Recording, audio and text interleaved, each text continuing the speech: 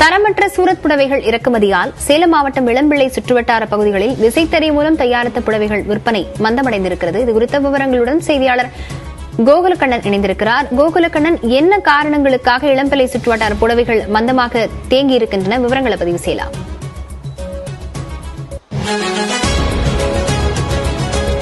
சேலம் மாவட்டம் இளம்பிள்ளை சேலம் மாவட்டத்தை பொறுத்தவரை ஒரு சிறிய தொழில் நகரமாக இயங்கி வருகிறது. இந்த இளம்பிள்ளை சுற்றுவட்டார பகுதிகளில் கிட்டத்தட்ட ஒரு 3 லட்சம் பேர் விசைத்தறி சார்ந்த தொழிலில் ஈடுபட்டு வராங்க.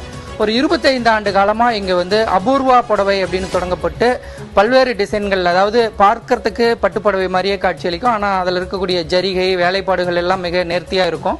ஆனா காட்டன் உள்ளிட்ட பல்வேறு மெட்டீரியல்கள்ல இந்த புடவைகள் தயாரிச்சு இளம்பிள்ளை புடவைகள் அப்படின்னு பெரிய அளவுல வெளியில தெரியக்கூடிய அளவுக்கு இந்த இளம்பிள்ளை பெயர் தெரியக்கூடிய அளவுக்கு மிக சிறப்பாக இந்த தொழில்